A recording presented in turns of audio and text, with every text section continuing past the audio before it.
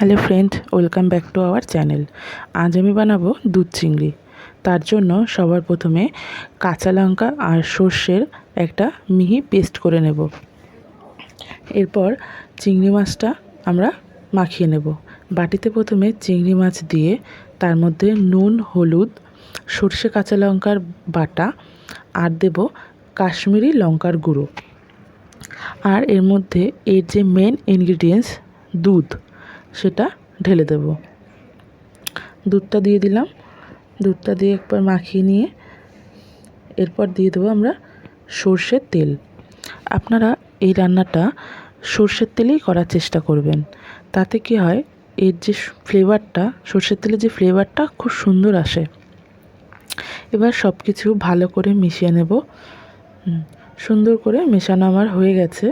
এবার এর মধ্যে দেব সামান্য চিনি। এবার এর মধ্যে দিয়ে দেবো সামান্য চিনি। চিনিটা দিয়েও একবার ভালো করে মিশিয়ে নিয়ে গ্যাসে কড়াই বসিয়ে কড়াইতে দেব সামান্য একটু তেল। যেহেতু আমার আগে তেল দেওয়া আছে, সেহেতু কড়াইতে একদম সামান্য তেল দিয়ে তেলটা একটু স্প্রেড করে দিয়ে নিয়ে তার মধ্যে চিংড়ি মাছ মাখাটা দিয়ে দেবো। চিংড়ি মাছের যে ম্যারিনেটটা ছিল সেটা ওর মধ্যে দিয়ে দেবো। এবার দিয়ে দেবো একটু সামান্য জল। জলটা একদম কমই দেব, কারণ আমরা এটা একদম শুকনো শুকনোই করব। কোনো রকম গ্রেভি বা ঝোল এতে থাকবে না, একদম শুকনো শুকনো হবে।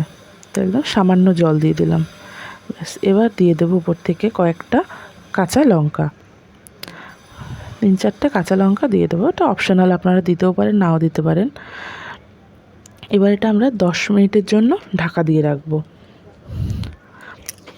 10 মিনিট পরে ঢাকনা খুলে দেখুন জলটা অনেকটাই শুকিয়ে এসছে। এবার খোলা অবস্থায় আরও কিছুক্ষণ রেখে ভালো করে নাড়াচাড়া করে আমার জলটা দেখুন পুরো শুকিয়ে গেছে আর তেলও ছেড়ে এসছে। এবার দিয়ে দেবো গরম মশলা। ব্যাস রেডি আমাদের দুধ চিংড়ি। এটা আপনারা গরম ভাতের সাথে খাবেন, অনবদ্য এর স্বাদ। আপনারা অবশ্যই বাড়িতে এটা ট্রাই করবেন আর কেমন হয়েছে আমাকে কমেন্টে জানাবেন। আর আপনাদের ভিডিও যদি ভালো লাগে প্লিজ লাইক, কমেন্ট, শেয়ার। আর আপনারা যদি আমাকে সাপোর্ট করেন তাহলে আরও নতুন নতুন রেসিপি আপনাদের সাথে শেয়ার করতে পারব।